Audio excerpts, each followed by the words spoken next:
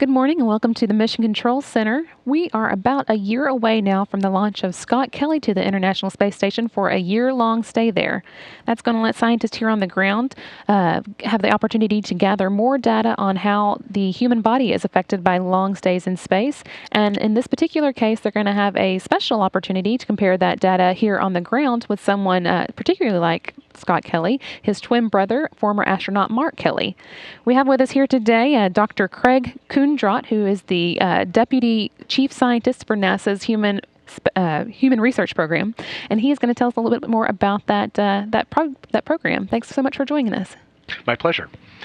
So back in November of 2012, the one-year mission had just been announced, and Scott Kelly was announced to that mission, and he was meeting with members of the Human Research Program to learn what kind of investigations would be taking place during that one-year mission. In the course of that conversation, he asked, will this involve my twin brother Mark at all? And of course, we hadn't anticipated necessarily a twin selection, so the first answer was, no, we don't have anything in the queue right now, but let us go think about that. So we reached out to the American scientific community and released a research announcement and received 40 proposals. Oh, nice. 40. Was that a good number? Yeah, that was an excellent number. We ended up selecting 10, and they range over a broad range of topics from molecular to mental function. Well, tell us a little bit about why having a twin on the ground would be kind of a special circumstance and something that you would be interested in. Well, a classic question is, are our behaviors, our traits due to nature or nurture? What's the balance?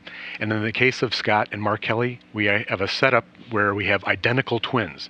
So that factor, the genetics, the nature part, Sure. is controlled. And so we can look at just how the environmental effects impact Scott and Mark and make a more careful comparison between the two than you could with people that aren't identical.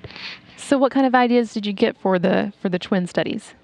Well, the topics fall into 4 areas. The first is the molecular area, and that uses things like blood and urine tests that you would have at your doctor's office. So we're looking at DNA, RNA, protein, metabolites, and the like. The next topic area is called the microbiome. So it turns out that we are outnumbered about 10 to 1 by bacteria on our surface of our skin and mostly in our gut. Which is what we're seeing here on the screen with the That's right. the graphic. And the bacteria in our gut can have a profound impact on our health and our immune system and can change in response to stress, to diet, to disease, to a number of factors. So that's the second area. The third is general overall human physiology. So we're looking at the cardiovascular system, for example, and the fluid shifts that occur when we go into weightlessness. And the fourth area is cognition. So we have a battery of tests that are looking at things like alertness, the ability to manipulate spatial objects in the mind, and the like. Okay. So you've got 10 different studies that fall into those 4 categories. That's correct. Can you tell us a little bit more about the individual studies? Sure. For example, on the molecular end, we have one study that's looking at DNA, and more specifically the ends of the DNA. So our chromosomes are capped at the end by what are called telomeres, special sequences. And as we get older, those sequences shorten. And as we are exposed to stress, they shorten. Okay. So we're very interested to look at Mark and Scott at the beginning of the mission, see what their telomere lengths are like, and what Scott's will be like at the end of the mission. And at the end of the mission, Scott will have accumulated 540 days in space, whereas Mark will have had 54. It's quite a difference. Yeah, 1/10 the amount. So that's at the molecular level. As I mentioned, in the physiology realm, we're looking at fluid shifts. One of the concerns that we've noticed on the International Space Station with the number of astronauts we've been flying for 6 months is some have developed some vision problems. Okay. And their visual acuity has changed a little bit, and we see some changes in the structure of the eye. The exact causes are not well understood. There are several ideas. And so we'll be studying Mark and Scott both with a battery of tests that we're using on many astronauts in flight. Okay. Is that normally different in twins? Their vision, is that usually the same, or is it? I think it's usually the same, but Okay. in this case, what we've been able to do is study a series of astronauts in flight.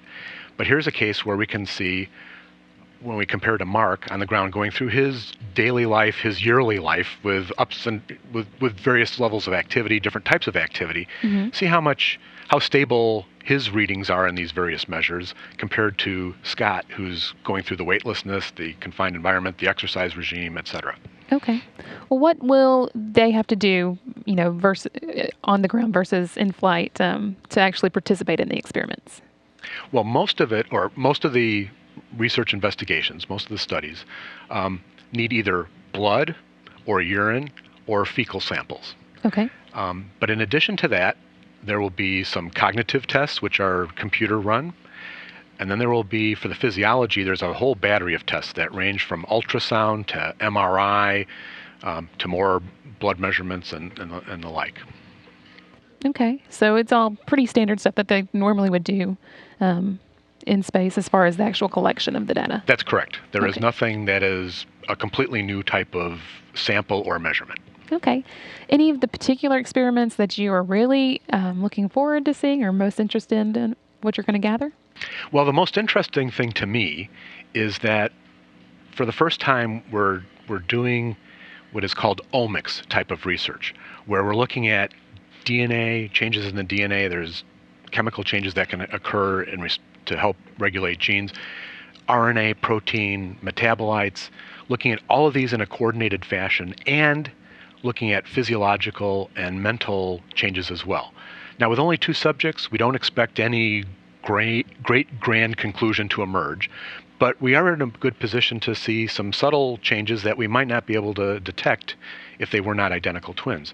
So what's really novel about this is bringing all 10 investigations together and in a comprehensive way and looking for correlations at the different levels as we look at spaceflight versus ground. Okay. Well, speaking of the sample size, the number of people we have participating, I know, like you said, that's a little different than usual. So are there follow-ups that you can do? Are there ways that you can make it, more applicable, or is this going to be good enough? Well, I don't think I can't speak for the astronaut selection process in future, but I think it's unlikely this will trigger a great program in twin astronaut recruitment. We can hope. We can hope. I'm married to a twin, and I have twin sisters, so that they might like to see that happen. But it's more likely. I mean, the typical study that is done with twins is done with tens or even on the order of 100 twins. Of course, we just have the twin pair here. So we're in a good position to identify some subtle changes that normally would be masked if we didn't have identical individuals, genetically identical individuals. And that will set up follow-up experiments or studies that will look at those things in more detail and see if they are broad conclusions to be made. So this is really a set of studies that will give us clues, but not unlikely to give us definitive outcomes or results. Okay, that makes sense. And I'm sorry, I have to ask, you said you were a twin yourself and married to a twin? I have twin sisters. Oh, twin sisters. Okay. And so I'm you're married not to a your twin. twins. Yeah. Okay. So they're females in both sets, but so I understand female twin dynamics pretty well. All right. Then thanks so much for visiting us with us. We really appreciate it, and we look forward to hearing more about the studies.